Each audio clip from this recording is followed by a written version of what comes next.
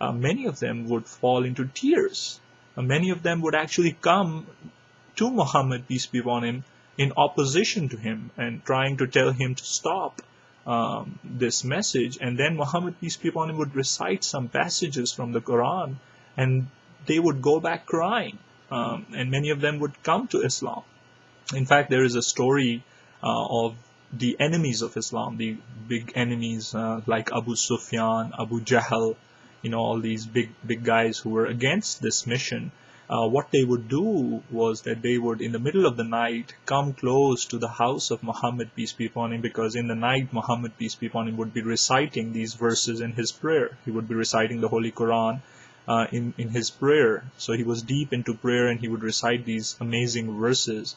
And so Abu Sufyan and Abu Jahl, they would just come in the middle of the night, hide themselves, and listen into what he was reciting, and they would enjoy, and they would be moved by these verses.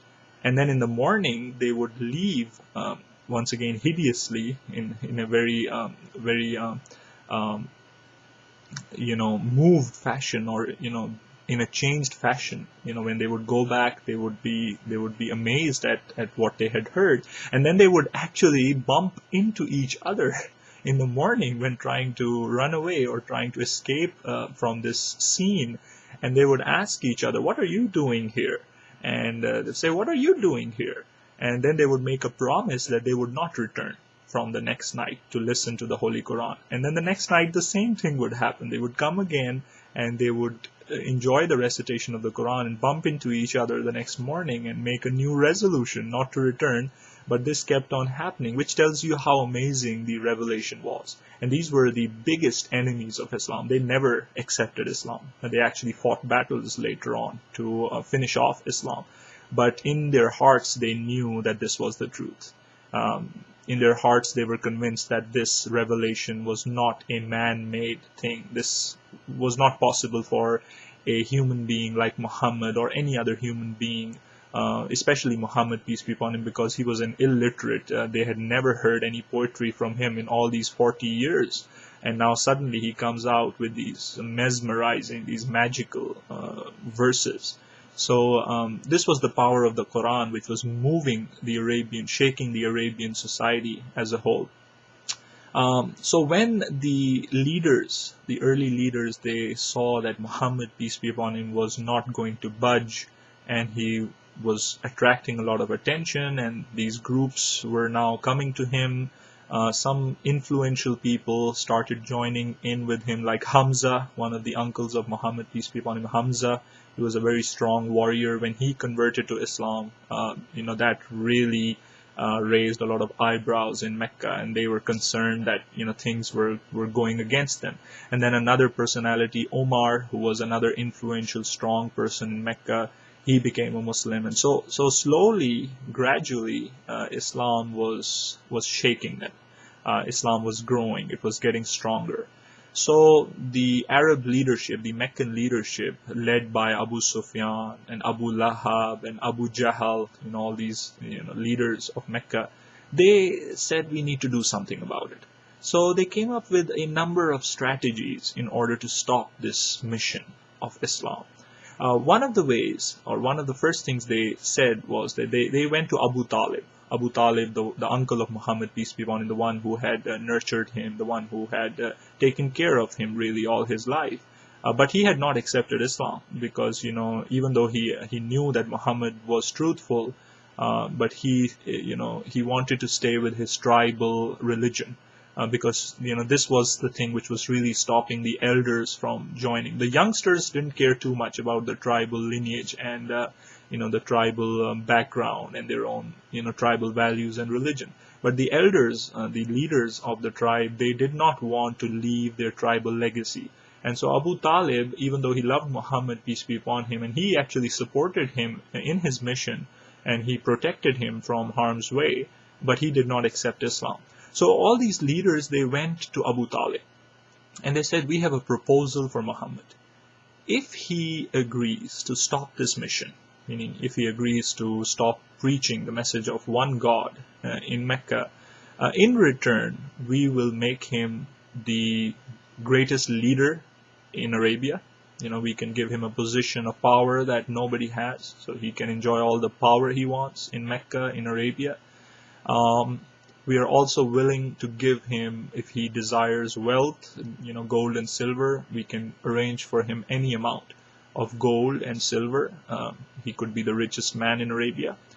Or if he desires a particular woman or a number of women, then once again, we can arrange for that. So materially, we can compensate him with anything he wishes, provided that he stops. Abu Talib, he went to Muhammad, peace be upon him, with this proposal.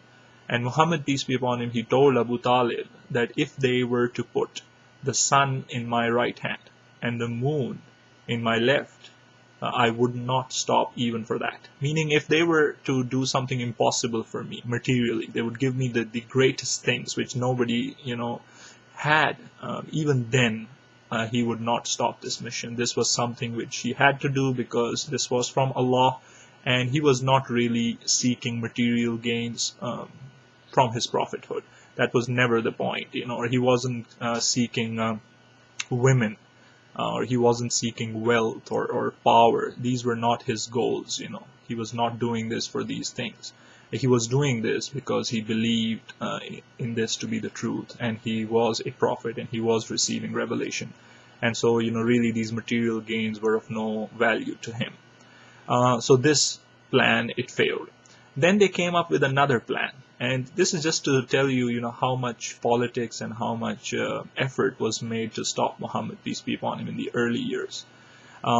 They went to Muhammad, peace be upon him, and they said, okay, let's have a compromise. We will worship your God, meaning Allah, for 1 year. We will not worship any idols. We will not worship anything else. We will just worship Allah for an entire year. But the next year, the following year, you should worship our idols. So we'll worship your God for 1 year, and you can worship our God for 1 year. So let's kind of, have a compromise, a religious compromise, so that we can all kind of stay peaceful and calm, and we don't have to go through, this opposition and this trouble. And that is when Allah revealed verses, actually a whole chapter, to Prophet Muhammad, peace be upon him.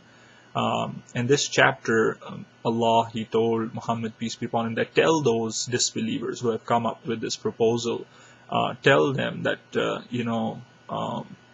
that for you is your God and for me is mine, that I do not worship those idols which you worship, and you do not really worship the God which I worship, which is the one and true God. And I will never worship those false deities, those false gods. So for you is your religion and for me is mine. Basically rejecting this option of compromising on religion. And this is a big lesson for all of us, the seekers of truth, that we do not compromise on the truth. We do not mix truth and falsehood. We do not compromise our good for evil. We do not exchange good and evil. We do not tolerate evil and false religions and false gods. We respect people and we allow them the freedom of religion and the freedom of what they have chosen. But we for ourselves choose the best and the only truth, which is Islam, which is the way to this supreme deity, to this God.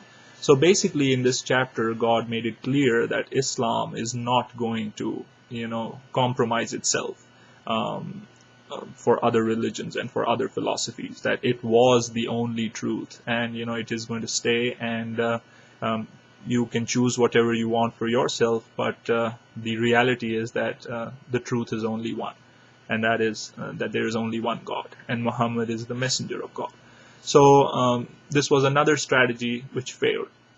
And then finally, they came up with the third one, which was the obvious way to go after the failure of the first two ones, which was to come down hard on Muhammad and his followers, to oppress him personally, and to oppress the early weak followers of Islam, and to try to scare them away, scare people away from the religion.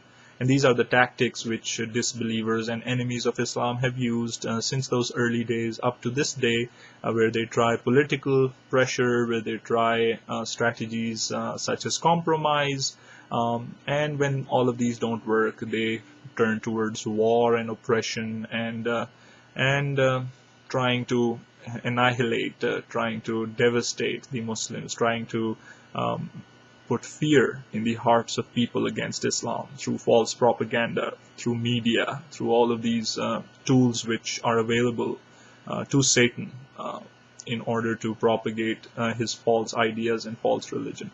So in this episode, we learned about the early phase of prophethood of Muhammad, peace be upon him, how Khadija was an instrumental person in his life, encouraging him, taking him to her cousin Waraka, how Prophet Muhammad, peace be upon him, started the mission with his close family members.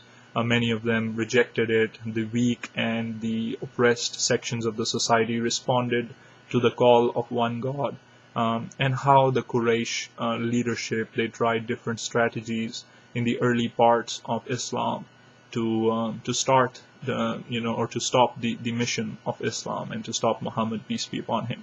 Inshallah, in the next episode, we will talk about specifically the oppression which the early Muslims had to face, Muhammad had to face, his family had to face, the slaves and the women, the youngsters who had responded to the call of Islam, the oppression that they had to face, and how they stood firm in opposition and against all odds, they took the religion forward.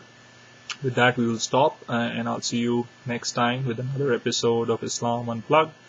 Keep watching Islam Unplugged. Assalamu alaikum. Peace be upon all of you.